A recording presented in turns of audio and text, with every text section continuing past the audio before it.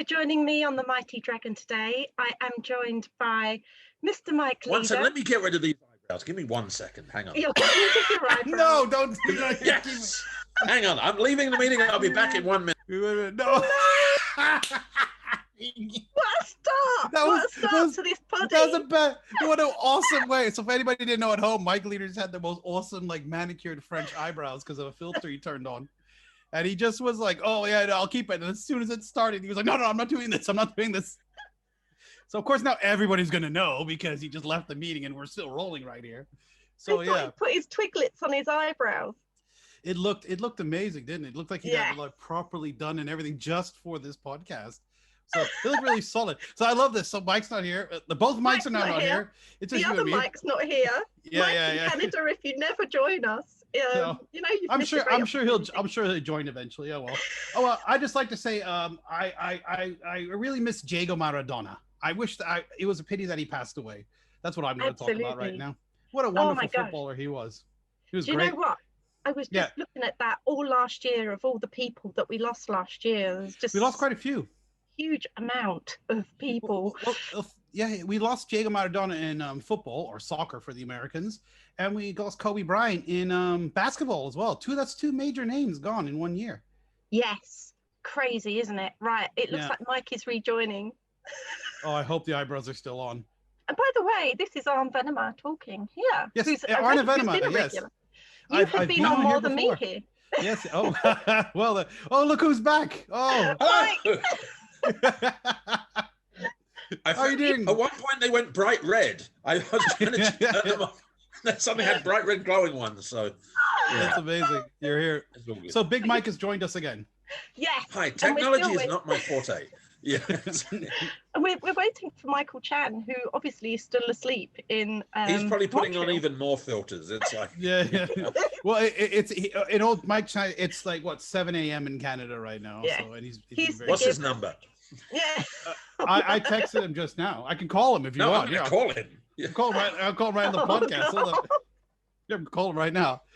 Send me his number. We'll both call him. Yeah. I think I'll be winning any podcast awards with this one today. Oh wait! He's not picking up now. Is he awake? I think he might be asleep. No. Well, he's a big ice fishing guy, right? So, Mike, are you there? Yo, bro, the podcast is starting. Good morning, Vietnam. Mike, you there? The podcast is starting right now. Good morning, Vietnam. Oh, all right, see you. All right, bye-bye. Is he logging on? Mike's a big ice fishing guy, so he goes out when it's very cold and he goes ice fishing, and that makes him very tired. So he picked up the phone. He was like, "Oh God, okay, I'll get right on." Yeah, I think he overslept a bit. So he's forgiven. Now, shall we explain to Vicky about Good Morning Vietnam? Yeah. You can go ahead. Go ahead, Mike. Go ahead. So when we were filming Abduction, I cast Mike in a small role, and he's meant to be a very obnoxious, very sarcastic hospital attendant who wakes up Scott Adkins by shouting "Good Morning Vietnam" at him. As in the film. Good morning, Vietnam. Action. Good morning, Vietnam. Cut. Mike, what's wrong with you? What do you mean? Good morning, Vietnam. Say it properly. Okay. Good morning, Vietnam. Oh, no. Arne, the director. Good morning, Vietnam. We all start shouting. Mike, why are you being so loud? Yeah. Mike has never watched Good Morning Vietnam. Oh God, the one person.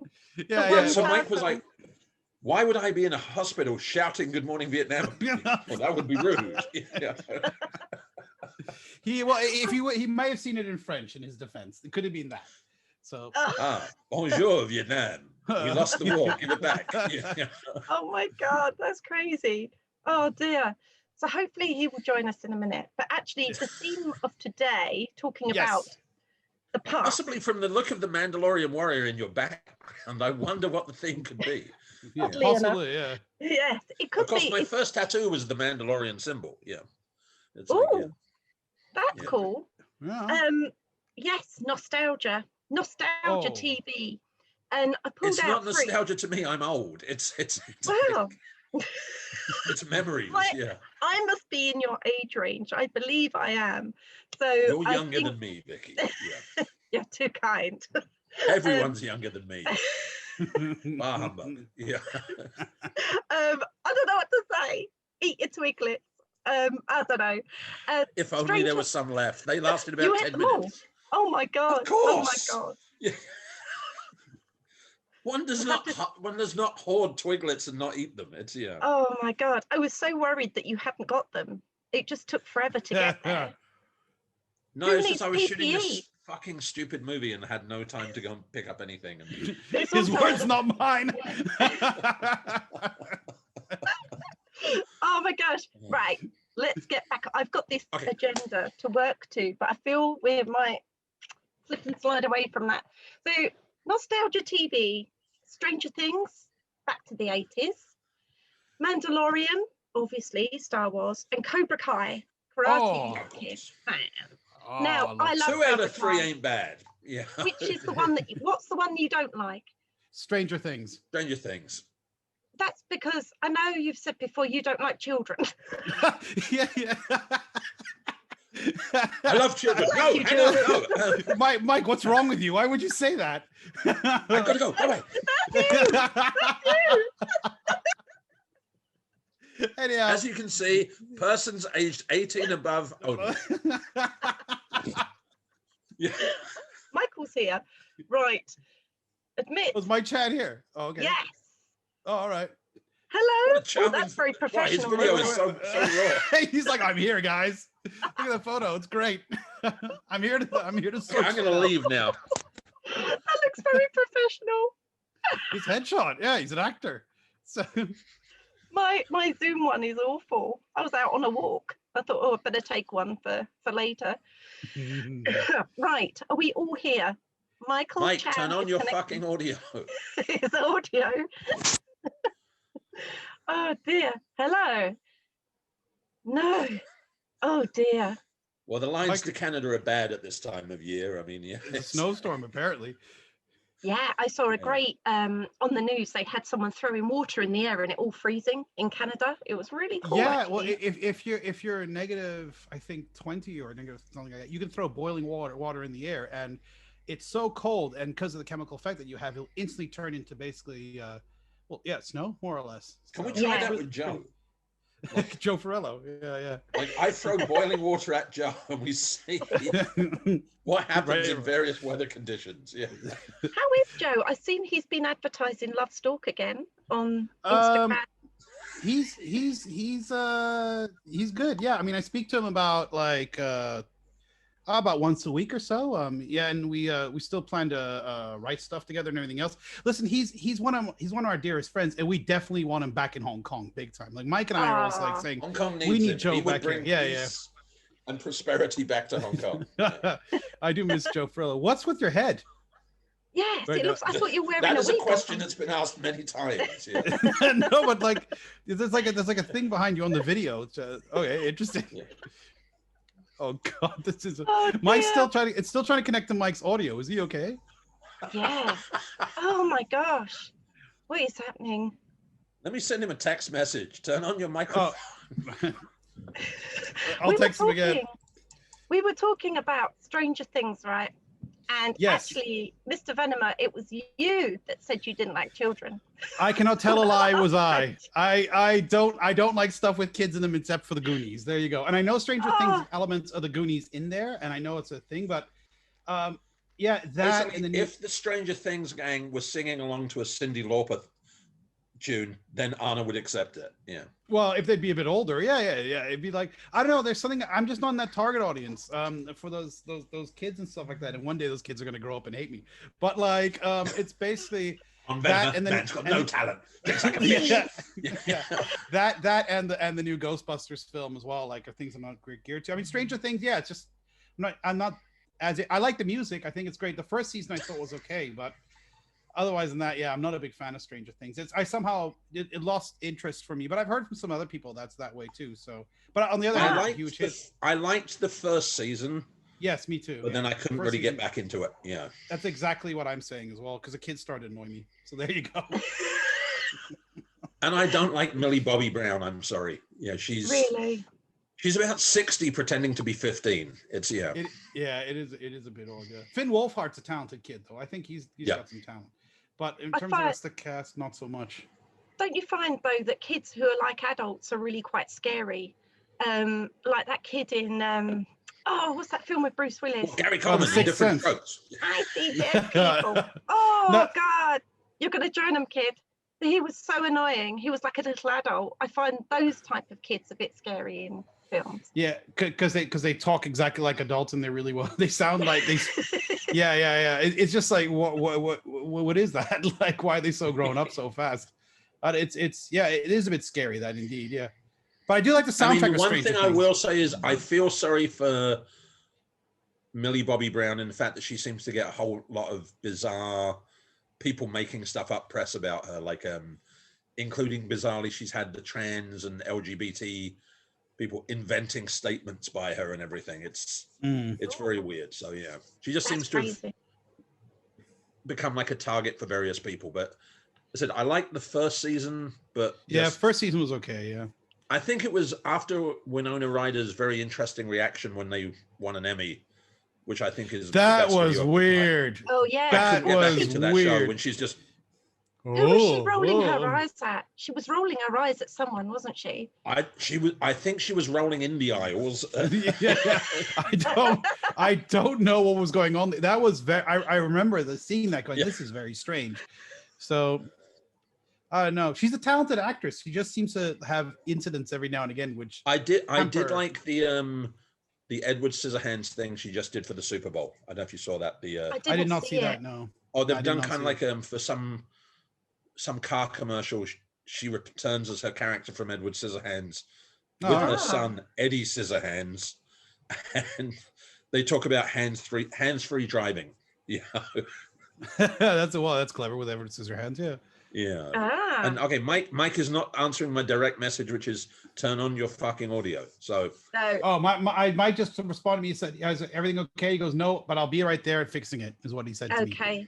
He can join whenever he can. He can join whenever. Yeah, it's fine. He's kind of here in presence with his photo there. So. Yeah, exactly. So, now see, that's scary. It's He's looking right at us too. Look at him. It is a bit, isn't it?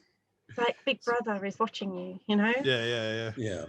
So Stranger Things, I think myself and Mr. Venema, not the biggest fans of. Yeah. No.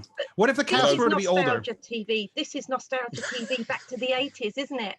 And it is, yeah. Think that it's targeted at people probably my age. Well, I think I'm too old. Anna's too young. There you go. That's the reason. Well, I was born. It's me, isn't it? I was no. I was born in 1981, so I did get a lot. You child. I did get a lot of the pop culture. I did get some of the pop culture with it. I mean, I basically grew up in the 80s and the 90s, but I think what's also interesting in shows in terms of Stranger Things, it's targeted at a certain audience, but don't forget the people making that are usually of that age as well. And I think when it comes to production like that, look at Indiana Jones, for example. Like if you look at people like Steven Spielberg and George Lucas, those serials that Indiana Jones are based on were based on those serials they saw as kids from that era. I'd say like the 50s and 60s. So those producers who have grown up now, from the 40s, young sir. So the 40s. I'm sorry. The people who have grown up now are basically reliving their childhoods through the pop culture and the media that's occurring right now. And you see that within the music as well and the movies and everything else. So what's interesting is obviously we're not having the 80s phase, but I think we're starting to see already some sort of a blend toward the 90s, which is going to happen probably within the next 5 years, with the 80s will start and fade out. I mean, with trends online, such as the vaporwave trend and everything else, there's clearly a leaning toward the 90s. So I think that'll be the next big thing. So the question is, which franchises from the 90s are we going to start seeing back then as well? So it's because Arne plans to bring back the Spice Girls. That's I'll spice up everybody's life. Exactly. So oh my gosh, Joe Ferro returns as the new Spice Girl. He'll tell us what we want, what we really, really want. Even if we don't want him to, he'll just That could be interesting.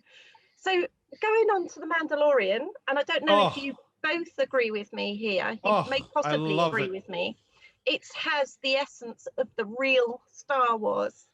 Yes. Jon Favreau and co should be commended for saving that franchise. Was completely destroyed before they got a hold of it, and they we actually talked about this the other day, and like we were watching, was it The Last Jedi?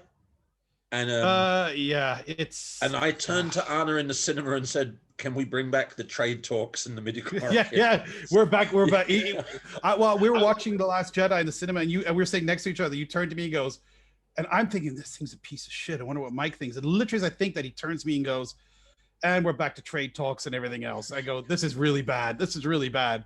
This is when we're going on to the casino planet and everything else, which is a useless scene. Yeah, I mean, I love The Last Jedi. I mean, no, I love The Force Awakens. I thought that was great. I've changed my mind. I love it. It was great. Yeah. You're going against the grain. We're going to play point, counterpoint. You know, I'm going to defend it to the end and say, The Mandalorian is terrible. The Last Jedi and Attack of the Clones. That's what it's all about. Yeah. Now, if Jon Favreau can bring Jar Jar Binks back and make him cool, I will marry him. It's like, imagine if season 3, they introduce this insane villain and it turns out to be the evil, jaded Jar Jar Binks. That's a Sith Lord, yes, nonetheless. He's sold himself. He's just like, I'm going to be a bad guy now. Well, what I think is really interesting about the Mandalorian... laughing now? Yeah. Who's that laughing now? Now, what I think is interesting about the Mandalorian, though, is it's obviously like Lone Wolf and Cub, right? Which is the Japanese combined with like elements of spaghetti westerns and everything else. So again, they are going they're going back to the 70s in that case and getting their pop culture influences from there. So, but yeah, I love that show. I think it's fantastic, and the way that it's produced is really interesting as well. Oh no, the Mandalorian definitely has. Okay, this is not just because I worked on it, but I think Rogue One was the last good Star Wars movie. I agree. Yeah, I agree. Yeah, Solo was terrible. Yeah, I mean, yeah. I'm sorry, Han Solo. Oh, you're on your own. Solo. That's how you got your name. Like if he'd turned up and he'd been 5 minutes late, oh, your hand tardiness. Yeah, it's like your hand no flight. Yeah, exactly. If he turned up with Joe Fiorello, it'd be like Han Fiorello. It's No, I mean, I think the Mandalorian really has raised the bar for a TV show. Yeah. Completely reinvented the way they shoot things, doing it all on virtual sets. That's incredible. That's really incredible. And just, it's so good. I mean, they're playing to the fandom. Yes. But in the right way, like with the reintroduction of Boba Fett, for instance. Yes. They did it the right way. They didn't wimp out and go, now Boba Fett's the nicest guy in the whole world. And he's... They kept him rough and ready, Well, they kept true to the character, but what's also interesting about the Mandalorian is that when you look at those last 2 Star Wars, especially the last one, which they threw everything in the kitchen sink, and I was literally laughing in the cinema because it was edited so fast you could barely tell what was going on, and there's no story plot. But there was so much money pushed into those things, like absurd amounts of money. When you look at the Mandalorian, that show is nowhere near as expensive as those movies are. But if you look at 90 minutes of the Mandalorian versus 90 minutes of those previous Star Wars films, hell, even 45 minutes, I think I think the budget of those movies must have been like at least 6 times higher or something like that. And when you see the TV show, you're like, this is far better entertainment, and it looks great. And there's some shots here and there that are a little bit weird, including like, well, I'm not going to spoil anything, but Mike and I have talked about it before. There's a final shot in the final episode. The man in the denim jacket. Yeah. Anyhow, so, but the fact that they did so much better with far less money, and maybe that's good. Maybe the constraints helped it keep it under control. Because I think before, if they had a problem, they threw money at it. I think that's the thing that a lot of people forget, that sometimes when you've got no money or a low budget, you're forced to think about things and work it all out. Yeah. There's too much. Oh, we'll just fix it in post. We'll throw money at it and we can fix it. They had a Star Wars film with horses running up a Star Destroyer. What the hell was that? Like, that was when I saw that I was the like, best thing in the movie, man. That was That was so bad. I was like, what the fuck are we doing here? Like, I literally was wondering what I was watching, but it was incredible, you know. But I feel for J.J. Abrams, I guess, in that one. Do you think that they realised they screwed up with those last few films? I personally didn't mind the last film, but I am blinded by love by Luke Skywalker. I always have been. But Sure. I know so many Star Wars fans were just like, that is the worst pile of shit that they've ever seen. And it was so disappointing. And do you think now they're like, we have to get this fan base back together, you know? I mean... I think The Last Jedi threw it off, and I think they tried to fix everything with that final film. And they had to do it all in like, you know, so fast, like fucking Snoke in a jar. Like, what are we doing here? Yeah. But I mean, and so I feel for J.J. Abrams actually, because I think he had a plan, and someone came in there and threw a monkey wrench into the whole program. I think completely. I mean, it's like with the whole thing with Solo. I'm a big fan of Lord and Miller as directors, but what were they expecting when they hired those two guys to make a Han Solo movie? They're going to make a comedy. They're not going to make the deadly serious origins movie of Han Solo. So I think me and Arne discussed it. With The Last Jedi, I think they realized they'd made a mistake way too late. Oh, yeah. Which is why probably the next day they just pulled Lord and Miller off of Solo and were like, I'm sorry, guys. We're going to try and fix this. Because to suddenly go and get Ron Howard, who's not really the man you'd immediately assume is just going to jump in to save a Star Wars movie, although he did make Willow. But Willow's a fun film. I mean, Willow has children in it, Arne. Yeah, but like it was very clever. I mean, children pretending not to be children, it's okay. Yeah. Basically, that's more or less what it is. Yeah, and don't forget, I believe Industrial Light and Magic worked on that film as well, which is the connection to Star Wars. Like, in a weird way. So I think definitely that the Mandalorian. I think the Jon Favreau came in as a fan, but from the right way. Yeah. Like, he's not. Yeah, totally. Like he's not just let's just put it in for the fans and just think. He's like, if we're going to bring it in, let's think of how to use it, how to make. And this he strikes me as someone who really knows the Star Wars lore, and like he's read the books. I don't know if it's possible to read all the books, but he's read a good deal of them, and probably the most important ones as well. I mean, the fact that they're hinting at Admiral Thrawn coming in there and everything else is pretty damn cool. If he does a Splinter in the Mind's Eye, I'll be happy, because I mean, that's a really good book. Yeah, because George Lucas and his it was all planned from day one that Luke and Leia were connected and were family. Then why in Splinter in the Mind's Eye do they make out? Non-canon. There you go. Yeah. So I mean, I'm a big Star Wars fan. Like with Han Solo, if you read the Han Solo spin-off books, there's the classic Han Solo at Star's End, Han Solo and the Lost Legacy from like the 70s, and then there were the young Han Solo books that were written by A.C. Crispin in I think the late 1990s, early 2000s, which are fantastic. They set up the whole idea of who Han Solo is, why he's got the hate for the Empire, why he doesn't trust women. They even set up the relationship between him and Boba Fett. They make fun of the fact that Lando Calrissian wears a cape and has a moustache. Those books are it sounds good. Oh no, they're awesome. I mean, they set up the idea that basically the reason Boba Fett hates Han Solo is because he just constantly fucks with him. Well, there you go. And it's like there's a great short story in one of the Short Trips books where it's basically the Star Wars equivalent of The Killing Joke with Batman. Yeah. And it's Han Solo post-Revolution, post-Return of the Jedi, being bored of being a nice guy, so he decides to go smuggling again. And he lands on some planet and is asking people in a bar about, hey, where can I do illegal dealings? Everyone's going, but you're Han Solo. You're the savior of the universe. Join me back tomorrow for more with Mike, Michael, and Arne.